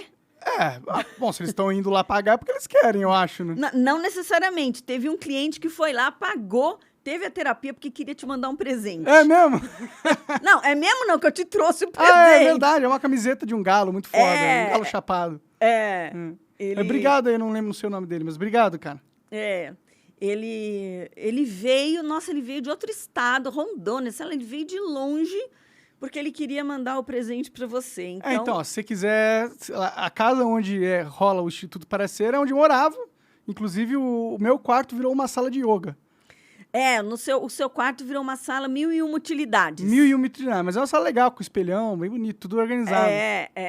Só que hoje, assim, a gente tem tanta gente atendendo lá que eu tive que transformar a sala mesmo em 1001 utilidades. Então, tem constelação familiar, tem gente lá fazendo massagem, atendendo. A gente fez uma sala que muda, né? Sim. Que se transforma. Ela pode ser 1001 utilidades, como você disse. Porque tem muitos terapeutas atendendo. Acho que depois da pandemia, muita gente se desorganizou em termos de espaço. Né? E lá na nossa região não tem outros lugares que fazem um coworking de saúde. É lá na Vila Mascote, né? Zona Sul. Na Vila Mascote. E aí você também... mas aí você saiu da Teste e conseguiu, montando esse espaço, ter uma renda ali que te... Isso, então. Eu já tinha alguns poucos clientes, mas... Porque você atende ainda como psicóloga? Atendo como psicóloga. E com a terapia crânio-sacral. Mas o que aconteceu foi que 2, 3 meses depois, houve um desentendimento na empresa e eu realmente falei assim, não, eu realmente vou... Vou vazar, tô fora. Eu vou sair. E aí a gente reformou, né, a casa para montar o espaço. E começou, né, 1 cliente, 2 clientes, e foi indo. Então, hoje eu tenho, né, um espaço legal lá com vários serviços que oferece. Lá no site do Instituto para Ser dá para ver o que tem ali, né? Dá é institutoparacer.com? Como que é? institutoparacer.com.br. Ah lá, então. E aí você também resolveu entrar na onda dos podcasts, né? Então, Bruno, você sabe que eu acho que eu fiquei, assim, espelhada em você, porque os filhos se espelham nos pais, mas os pais também se espelham nos filhos, claro, né? E eu sempre gostei muito de fazer palestra. Só que todo esse trabalho de fazer palestra, de falar para as pessoas, acontecia dentro de um centro espírita. E também o meu ciclo lá se encerrou. Acho que foi... Sabe quando o ciclo se encerra? Sim, a melhor coisa que aconteceu na sua vida é você sair daquele antro lá, na minha opinião. O pessoal acha que o centro espírita é o lugar, todo mundo do bem, é conectado. Não, lá é um BBB, na verdade, não um centro espírita. É um BBB, um Big Brother Brasil, e é um monte de gente com problema, tentando resolver os problemas com as outras pessoas que têm mais problemas que ela. Olha, eu não posso discordar de você, mas não são todos os centros espíritas que são assim. Tem uns mais harmonizados, né? Mas assim... É que vira uma politicagem. O centro espírita fica uma politicagem do caralho, na real. Tipo, todo mundo querendo ser o próximo... Presidente. Presidente. Aí o cara... Não, mas você não pode fazer isso, não pode fazer aquilo. Um monte de regra, um monte de picuinha. Toda organização religiosa passa pelas mesmas coisas. Você tem mais política do que o Vaticano faz? Não. Política total, né? A Igreja Católica, hoje em dia, é um braço político do mundo, né? Entendeu? Então, sim, era um mundo. E hoje eu entendo que eu fui para lá numa lealdade ao meu pai, né? Que era o presidente do centro. Que era o presidente do centro. E E ele não me apoiou que eu quis ser presidente, ele não me apoiou. Ele disse, Lívia, isso daqui é um ninho de cobras. A melhor coisa que ele fez é não ter te apoiado, porque senão você estava lá até hoje e aí você estava maluca. E eu levei uma, como é que fala? Uma surra de votos. Eu perdi, assim, assustadoramente. E acho que eu briguei um pouco com a espiritualidade, sabe? Nesse momento, houve uma certa mágoa. É que ali não era um lugar para você tratar a sua espiritualidade. Era um negócio que você gostava daquele... Você gostava da politicagem que te colava lá dentro. E aquilo meio que era a sua família. Não família, mas tipo, é um ciclo de amigos que você tinha lá, sabe? Acho que eu concordo com você em parte. Acho que, sim, eu gostava da coisa da... Não era da politicagem. Eu gostava de organizar aquilo de uma forma como eu acreditava. É como se você tivesse uma massa de um bolo que você fala, olha, eu posso pôr esse bolo numa forma de coração, numa forma redonda, numa quadrada. Eu acho que tinha um negócio de gerenciamento ali que você gostava. Era uma coisa de gerenciamento. O único problema é que eu resolvi mudar a receita do bolo. E aí os clientes não gostaram. Aí o outro lado não gostou muito, né, da receita.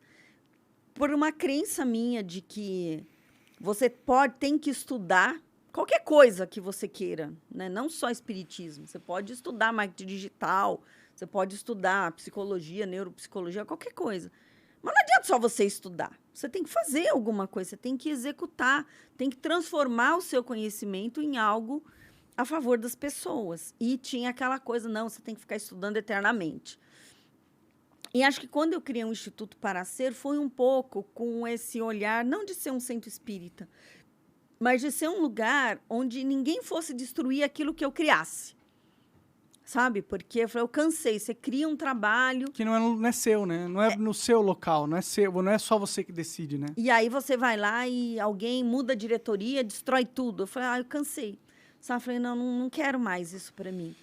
E o Instituto é um lugar de cura, é um ambiente de cura, onde as pessoas vão e as pessoas sentem e falam, nossa, aqui tem uma paz.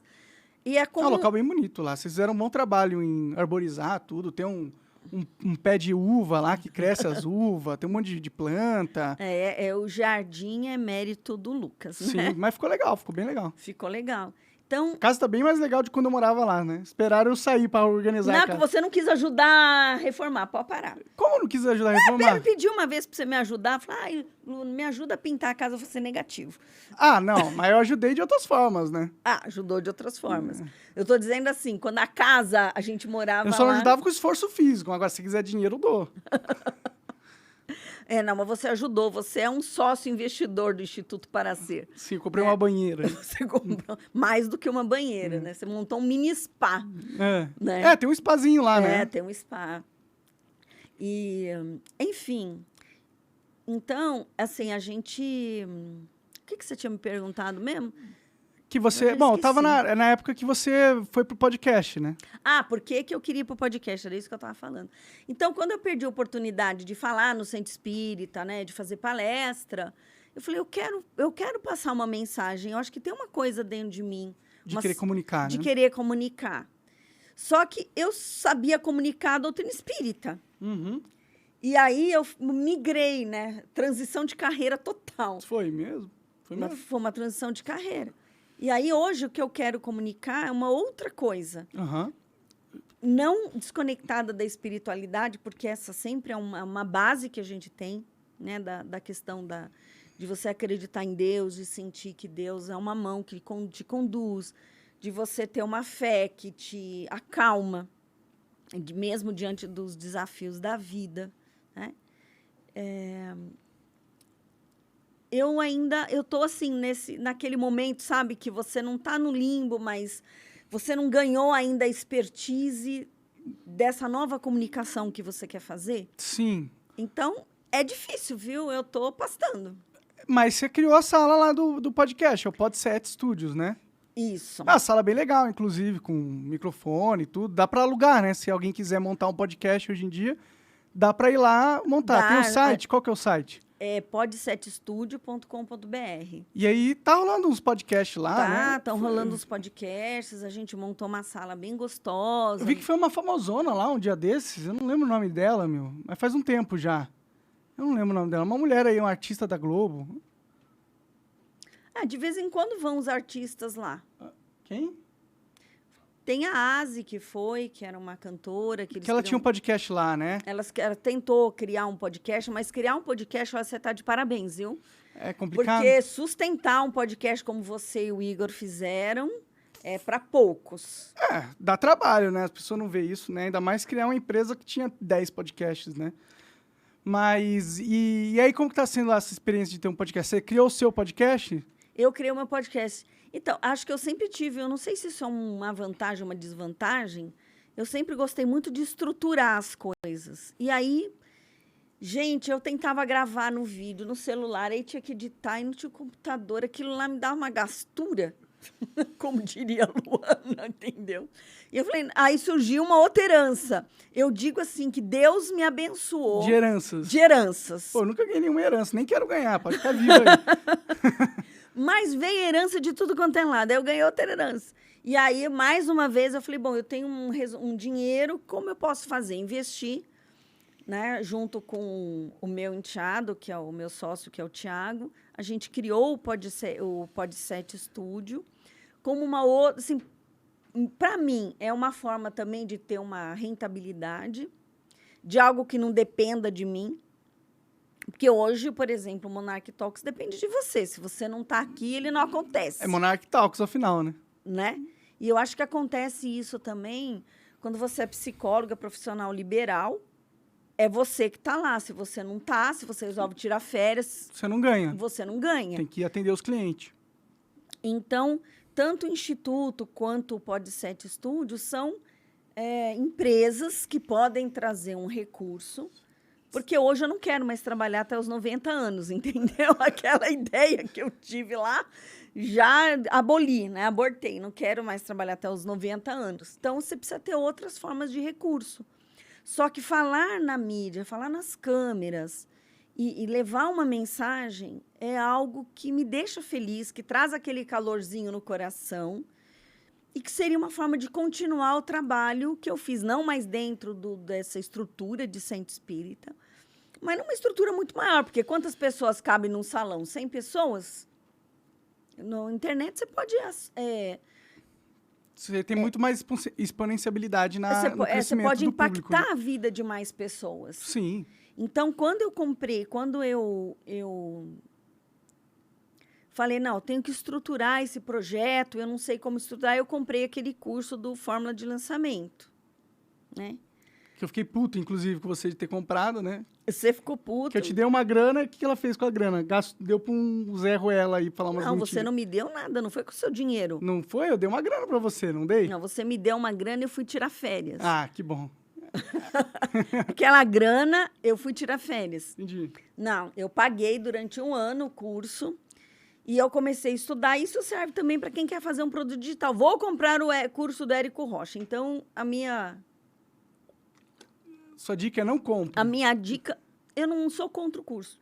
Eu sou meio contra esses cursos. Você paga R$5.000 pro cara te falar umas paradas que tem na internet de graça, pra você quiser ver. Tem na internet de graça, mas lá você tem uma estruturação. Então, por exemplo, tem um módulo de aulas com 120 aulas gravadas que te ensina como você fazer um impulsionamento de vídeo no Google, no Instagram, quais são as métricas, como você faz esse controle. Você sente que você aprendeu muita coisa? Eu sinto que eu parei na 3ª aula. Entendi. Gastou uma... É pior ainda, né? Pior ainda, gastei uma grana, porque a hora que ele falou, bom, você tem que estruturar seu curso, eu falei, bom, eu sou uma psicóloga que trabalhou 20 anos com TI, voltei para psicologia quando eu fui fazer o curso de neuropsicologia, porque aí, assim, quando eu comecei com a crânio sacral, eu fui avançando e vi que eu tinha que conhecer um pouco de cérebro. E aí eu fui fazer uma pós-graduação em neuropsicologia. Foi a neuropsicologia, na verdade, com a crânio sacral, que me trouxeram de volta para o mundo da psicologia. Da psicologia. Mas é um mundo que eu não vim só com a parte de estudo, eu vim com toda a minha bagagem de experiência de vida. Sim. Que faz toda a diferença. Claro. Você entendeu? Você Sim. pode ser uma psicóloga de 25 anos, 30, com 500 pós-graduação, mas não dá para você comparar com uma pessoa que passou uma vida... Que viveu, né? Que viveu. Você tem muito... Você vê uma pessoa falando de uma dor dela... Se você não passou por aquela dor, você passou perto. Entendeu? Então, é uma outra possibilidade que você tem de empatia. Você realmente conseguiu, você vivenciou aquilo lá. Uhum. Né? Então, essa minha vontade mesmo de levar uma mensagem para o mundo, eu falei, bom, tudo bem, mas eu tenho que montar um curso, né? E aí eu falei, vou fazer curso de quê? E aí eu parei o curso. De quê? Não encontrou? Não, aí eu levei 1 ano para estruturar esse trabalho. O curso ainda não saiu, porque eu continuo sendo psicóloga, que é o que paga os meus boletos. Uhum. E um curso, um produto digital, uma empresa, que você tem que ter dedicação full. Uhum. Não é assim, de vez em quando eu vou, faço um vídeo e está tudo certo. Não funciona assim. Você tem que se dedicar, você tem que pensar na estrutura de posts, você tem que aparecer, ficar fazendo stories, que eu acho um saco. Né? Eu também não gosto. Tô tentando aí fazer uns stories, mas é meio chato, né? Falo, mostrar... Minha vida já é chata, agora tem que tornar minha vida chata interessante pros outros. É difícil isso, né? É complicado. É complicado. A minha vida, eu não digo que ela é chata, mas ela é monótona, porque eu recebo o cliente, atendo, eu não posso ficar gravando o meu atendimento, Sim. certo? A pessoa sai, eu não vou ficar tirando selfie com o cliente, que não faz o mínimo sentido. Nem ficar falando do que você falou com ele na coisa que você não pode, né? Porque eu não por posso, ética profissional. Exatamente. Então, tem gente que consegue, né? Faz uns videozinhos, faz uns reels, umas dancinhas, não é a minha... Não é a minha praia, definitivamente. Não, dancinha do TikTok, né? Não dá. Mas não que eu não gosto de dançar, entendeu? Só que... Mas ficar fazendo as dancinhas da moda lá... Por que você quer ver essa porra? Eu não sei porque as pessoas querem ver tanta dancinha, assim. Porque é o tal do entretenimento, né? Nossa, mas que entretenimento de qualidade, né? Se bem que eu não posso reclamar nada, eu abro o Instagram e fico vendo vídeo de gato sendo idiota. Porque descansa, né? Você não tá pensando, que bonitinho o gatinho ali, tal, só isso, entendeu? Às vezes é bom, né? Às vezes a gente precisa disso, realmente. Tem gente que vê coisa de podóloga, outros que vê chinês espremendo coisa. espinha. Nossa, eu acho nojento, mas confesso que quando tem uma espinha muito grande, eu fico vendo. Cravo é melhor, que é menos nojento. Quer dizer, é nojento pra caralho, mas é mais satisfatório, eu acho. Não, eu gosto mais do podólogo, entendeu? O podólogo faz o quê? O podólogo tira unha encravada, unha né? encravada. Então, tem assim, tem uma podóloga maravilhosa que ela pega o... Agora, Nathalie é o nome dela. Ela tem uma habilidade com o bisturi, que ela pega o bisturi e vai cortando a unha da pessoa, e ela tira, assim, aquilo inteiro. Só que não filma o rosto da pessoa, mas aí imagina a pessoa... Dá uma sensação de alívio, né? Você sente alívio pela pessoa, né? Mas é só os dela que eu gosto de assistir, porque tem uns outros que pegam uns aparelhos grossos e fica na unha da pessoa. Eu falei, Jesus, eu não queria estar nesse pé. Entendi. Aí não é satisfatório, né? Aí não é satisfatório, não é legal. Então, assim, eu acho que tem que ser uma coisa bacana para você. E aí, a sua irmã deu uma ideia de abrir uma comunidade aonde no Discord. E aí eu fui lá descobrir o que era o Discord. Que não é da sua geração, né? Não é da minha geração. Mas quando ela me falou, mãe, por que você não abre uma comunidade no Discord, que é um aplicativo gratuito, sim, mas que tem toda a estrutura de comunidade, estrutura de... Não, dá pra fazer um monte de coisa lá, dá pra pôr bots, pra pessoa interagir com o bot, tem um monte de coisa, canais, salas, e imagens e tudo. Tem um monte de recurso lá, muito recurso. E aí eu gostei, sabe, deu calorzinho no coração. Uhum. Então, antes de criar, né, que ficou a comunidade das Mulheres Fênix, eu entrei lá e coloquei mulheres. E apareceu uma comunidade de mulheres chamada Mulheres em Dados. E eu entrei na comunidade e vi que tinham 2.600 mulheres. É uma comunidade de pessoas super engajadas, só de mulheres. Uhum. E elas trabalham com com análise de dados, então tem estudo de livros, eles estudam storytelling em dados, como que você conta histórias com dados, é hiper, mega interessante. Eu falei, bom, tudo bem que são mulheres de tecnologia, mas se eles conseguiram... Por que não, né? Eu tentar. Por que não eu tentar? E aí você criou esse grupo no Discord, que é Mulheres Fênix. Por que Mulheres Fênix? Que elas renascem? Então, porque uma vez uma amiga minha chegou para mim e falou, Lívia, você é uma fênix. Porque você renasce das cinzas. Então, assim, quando todo mundo pensa que você também é uma fênix, né? Você também ganhou essa coisa de renascer das cinzas. Ela falou assim, e era uma pessoa do centro espírita, ela falou, Lívia, você renasce das cinzas.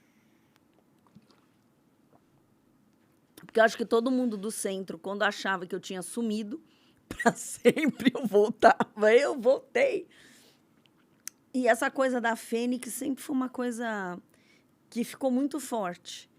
E eu acho que uma das coisas que eu aprendi na vida é que você tem que encerrar ciclos e que você realmente renasce. Só que você nunca renasce do mesmo ponto que você terminou. Então, assim, você saiu do flow e você renasceu no Monarch Talks, mas você não começou do zero. Não, realmente não. Eu já tinha todo um expertise. Exatamente. Essa mesa eu peguei deles. Era sua também, né? Sim. Então, é um pouco isso. E quando eu fui estudar o mito da Fênix, eu descobri uma coisa super bacana. Que no mito a Fênix é uma ave sagrada, né? Que ela voa por 500 anos, quando ela resolve, ela sabe que chegou o fim da vida dela, ela faz um ninho, que é um ninho de fênix. Então, ela vai procurar elementos sagrados, monta o ninho, aí ela senta no ninho, chora, faz um canto triste, né? E pega fogo. E aí ela se auto-incendeia. Uhum. E a nova fênix, que renasce das cinzas, coloca os restos mortais daquela fênix num ovo e leva para Hélios, que é em homenagem para um templo, né? Em homenagem ao deus Sol, aquela fênix, aqueles restos mortais, e recomeça uma jornada. E eu percebi que na minha vida eu tive fases em que eu taquei fogo e caí no abismo. Então, que eu quero falar um palavrão, mas eu me fudi, literalmente. Não só eu, pessoas à minha volta também sofreram, né, com esses incendiamentos aí, né, com essa autocombustão. E teve momentos em que eu taquei fogo e não caí no abismo. Então, ajudar outras mulheres a entender, não só mulheres, é que eu escolhi o público. Esse grupo, Esse público, porque lá no marketing digital diz que você tem que ser específico, não sei o quê. Eu falei, eu vou trabalhar com mulheres. Então, a mulher, ela pode colocar fogo num casamento, num emprego, numa carreira, né? Num lugar onde ela mora, mudar de lugar. São as mudanças. Às vezes, uma mulher, por exemplo, que perde a saúde, né? Que descobre uma doença. São momentos em que você tem que colocar fogo em alguma coisa. Uma pessoa que tem um acidente, que tem que recomeçar a vida. Existem várias formas de você colocar fogo, né? Sim. Mas muitas mulheres colocam fogo sem parar para olhar. Não conseguem perceber o que vai acontecer com elas se elas fizerem aquilo. Então, elas não fazem uma análise de riscos, que isso é bem projeto que eu fazia na teste, né? Elas não fazem uma análise de risco, elas não têm uma rede de apoio, elas não sabem para onde que elas vão, elas não são conscientes dos próprios recursos, elas não sabem quem elas são, e aí elas tomam uma decisão. Eu tenho, inclusive, uma conhecida que participou de uma palestra minha, saiu de lá e resolveu se separar. Falei assim, eu cansei, vou me separar. E se fudeu. E se fudeu. Porque ela era sócia lá do marido na empresa, e o marido tirou todos os recursos financeiros dela, e ela quase passou fome com a filha. Então, é esse tipo de tacar fogo, entendeu? Sim. Ai, mas eu nunca imaginei. Então, eu não sei, eu acho que o homem também, a gente falou de ingenuidade hoje, né? O homem também tem uma ingenuidade, a mulher, que é uma confiança. Não, ele jamais fará isso comigo. Não, ele vai fazer isso com você se ele puder. Não estou dizendo que é com todos os homens ou com todas as mulheres, porque os homens também passam por isso, Sim. né? Tem mulher que tira até as calças do homem, né? Acontece das duas formas. Mas a questão é, se você vai fazer uma transição na sua vida, qualquer uma que seja, você pode fazer essa transição de uma forma estruturada, com um projeto, né? Olhando para essas questões, ou você pode fazer uma transição, taca fogo em tudo e foda-se. Que não é muito inteligente, né? Não é muito inteligente. E aí, nesse grupo, você ajuda as pessoas a tacarem fogo do jeito certo. É tipo isso. É isso que eu quero fazer, ajudar as mulheres. Gente, olha, tá vendo? Eu tanto tempo pensando numa promessa pro meu curso, em 5 minutos você resolveu, né? Eu ajudo mulheres a tacarem fogo do jeito certo. Mas é um incêndio planejado, né? Um incêndio controlado. Entendi. É aquela velha questão de, às vezes, você precisa fazer mudanças radicais na sua vida e você não entende como, né? Mas elas são necessárias, muitas vezes, né? Só que você só consegue mudar se você tem que ter pelo menos uma direção, mesmo que você não saiba, eu vou para o Alasca, tá. Mas para que lado que eu vou? Eu vou lá para o Polo, acho que é Polo Norte, né? Nunca sei lá. Eu vou para o Polo Norte, eu vou para o Polo Sul, sei lá. Eu sei que lá tem neve, não sei para que país eu vou, não sei onde eu vou morar, se vai ser na Finlândia, enfim, mas eu vou para algum lugar. Então, você tem que ter um rumo, você tem que ter uma direção. Sim. As pessoas saem tacando fogo sem parar para pensar em nada. Não, eu vou, entendeu? Deus me invade e eu faço, e não funciona assim. Quando eu taquei fogo pela segunda vez, que foi quando eu saí da empresa, eu tinha um plano. Então, eu já tinha voltado, eu já estava fazendo a crânio sacral, fazendo curso de neuropsicologia. Os filhos não dependiam mais de mim financeiramente. Então, não era uma coisa que foi algo que ajudou muito, né? Não ter que, né, saber que eles não dependiam de mim. Tinha uma rede de apoio, um marido que apoiou e que ia ajudar no sustento da casa. Então, quando você taca fogo, né? Você taca fogo de uma forma mais consciente. Eu já tinha um plano, eu vou fazer uma reforma. Eu não aguentei esperar a reforma acabar, né? Eu taquei fogo antes. Mas deu certo, né? Pelo menos já estava encaminhado. E aí tem esse grupo aí no Discord, que inclusive está aparecendo na tela aí o QR Code. Se for mulher, não sei se tem muita mulher que me assiste, mas se tiver algumas aí, vai lá, quiser tacar fogo em alguma parte da tua vida. E assim, pro servidor ser público e ser encontrado, eu preciso de pelo menos 1.000 pessoas. Ah, entendi. 100 mil, não adianta você pagar. Então aceita uns homens ali que você consegue 1.000 pessoas, eu acho. Mas aí, esse que é o problema da gente ser fiel às nossas ideias, né? Às nossas bandeiras. Às vezes a gente precisa abrir mão de alguma coisa. Então, eu agradeço muito. Tem muitos homens que me seguem lá no Instagram, no @LíviaBelotto, né, que te apoiam, inclusive, quando aconteceu aquela situação, mandaram direct, olha, eu tô com seu filho, se ele precisar de ajuda, pode falar que eu ajudo. Não, o pessoal queria fazer tudo, queria fazer podcast, fazer, como é que é? Marketing digital? Como é que é?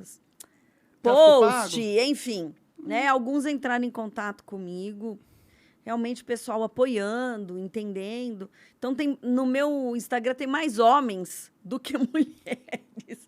Aí lá vocês podem entrar.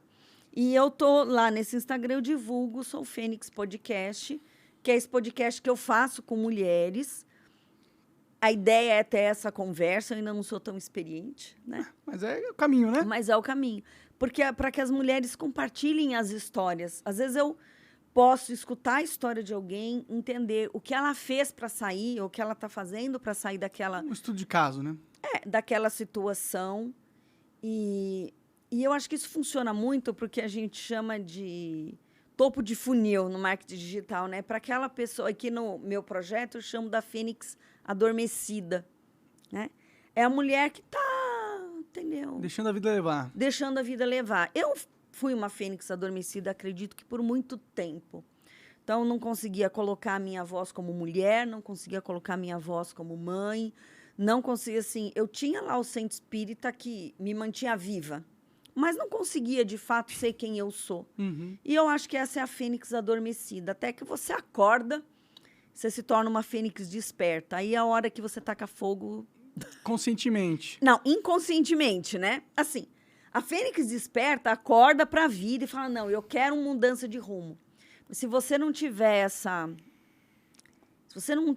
orientação, é nesse momento que você vai caminhando para o despenhadeiro, entendeu? Aí você vai, a fênix em chamas taca fogo, e aí você tem uma fênix renascida, né? De que maneira você vai renascer como fênix depende do que como você fez seu ninho, entendeu? Sim. Se você organiza o seu ninho, a sua casa, se você se planeja, não é que a fênix renascida, você vai tacar fogo e vai ser tudo... Mil maravilhas. Não, vai ser difícil, como eu acho que você também deve estar tendo suas dificuldades, né? Mas você vai aprender muita coisa e vai caminhar. Então, essa é a fênix renascida. Depois, você vai se tornar uma fênix vitoriosa num projeto, né? O Instituto para Ser é uma fênix... Eu me sinto a fênix vitoriosa porque eu criei um espaço. Não, o espaço é muito lindo lá, muito legal. Tem sala de podcast, tem spa, tem sala de consultório. terapia, tem constelação. Tem a sala 1001 utilidades, que é o meu quarto. Era o meu quarto, né? Constelação familiar. Acho que eu vou começar a cobrar ingresso. Gente, conheçam o quarto do Ana. Mas não tem mais nada lá, né? Não tem mais nada. Se bem que no meu quarto também não tinha porra nenhuma. Né? Não, mas tinha aquele negócio que você socava, né? Tinha um saco de boxe, Que o seu saco pai de boxe, te deu uma cama. Pra evitar você de socar a geladeira. Eu estraguei umas geladeiras, né? Deixei elas amassadas, pelo menos, lá em casa. Tem uma amassada, tá lá ainda. Ainda tá amassada. A gente não trocou a geladeira, né? Mas eu acho que é isso. Essa jornada da mulher fênix, do homem também, o ser humano fênix, né? O ser humano fênix. Essa jornada de transformação, ela passa por cada uma dessas etapas. Se você se organizar e se programar e dizer, tudo bem, para onde eu vou, de como eu vou, e eu tenho que ter uma rede de apoio, tenho que ter um mínimo, né? E você tiver ajuda para te guiar e você se curar, porque é o que eu acredito, Bruno, que se você não se cura as suas feridas emocionais, cura os seus traumas, tem traumas que a gente nem sabe que tem. Então, se você vai buscar e vai se curar e vai resolver essas questões, o seu sucesso é um sucesso sustentável. Mas se você não se cura, você fica num padrão de repetição que muitas vezes te leva ao sofrimento.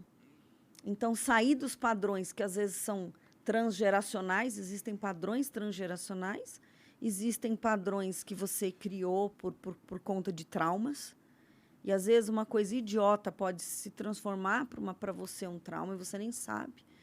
Então, as ferramentas que eu acredito que ajudam realmente nessa cura é tanto a terapia crânio-sacral quanto as constelações familiares que dão uma luz sobre essas questões. Esse negócio de constelação familiar, eu tenho meus negócios com isso aí, viu?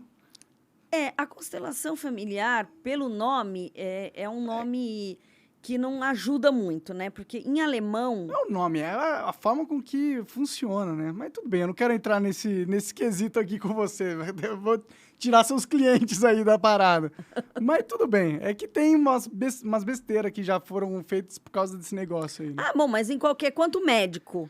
Não faz esquece o bisturi, né? Fecha o cara lá com o bisturi dentro, né? Tem muita coisa. Sim, lidar com a alma humana e com o corpo humano é muito delicado. Você pode, sim, numa terapia, falar uma coisa para um cliente e marcar a vida dele. Sim. De uma forma negativa. De uma forma negativa. Eu já vi, assim, tem muita gente... Porque a constelação, a tradução correta é colocação familiar. Ou seja, eu encontro o meu lugar no meu sistema familiar. E aí eu posso ser feliz, aí eu posso ter saúde. Esse é o objetivo da constelação.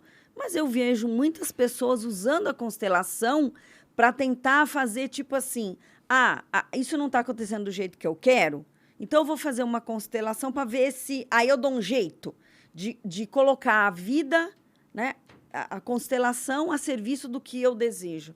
E isso não é a verdadeira constelação, não faz isso. Inclusive, o Bert Hellinger fala que existem destinos difíceis e que os destinos difíceis, às vezes, precisam ser respeitados. Né? Então, como é que você lida com o destino? Como é que você trabalha a questão da aceitação daquilo que foi do jeito que foi? A proposta da constelação familiar é essa. Agora, que tem gente que usa a ferramenta... De forma burra? Fala que a pessoa tem que aceitar... Bom, eu não vou entrar nesse ponto, mas eu já vi umas besteiras, esse negócio de constelação familiar aí, que leva as pessoas a continuarem com o agressor, por exemplo. Com o agressor? Fala, não, você tem que aceitar que ele é assim, perdoar. Não, na verdade, na constelação, se esse agressor é de uma geração anterior, né?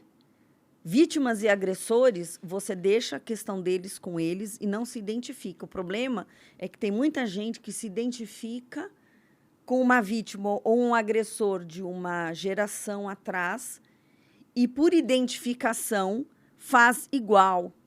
Então, a questão é essa, não é você... então tudo bem. Não, você foi o agressor, só que no final vítimas e agressores só querem morrer em paz, sabe? É isso que acontece. O que a constelação fala é que você não pode excluir. Porque tudo que você exclui volta até você. Às vezes excluir um agressor é uma boa coisa, né? Na filosofia das constelações funciona um pouco diferente, mas aí a gente teria que discutir a filosofia. Entendi. Entendeu? Existe uma filosofia, existe uma dinâmica, uma prática. Na prática, a gente busca aplicar a filosofia das constelações. E a inclusão, a não exclusão, vou chamar de o pertencimento, é uma das leis. Entendi. Bom, tá aí, né? O pessoal quiser, o link tá aí na descrição, na frente aí, vai lá participar das vários serviços que o Instituto para Ser provém, né?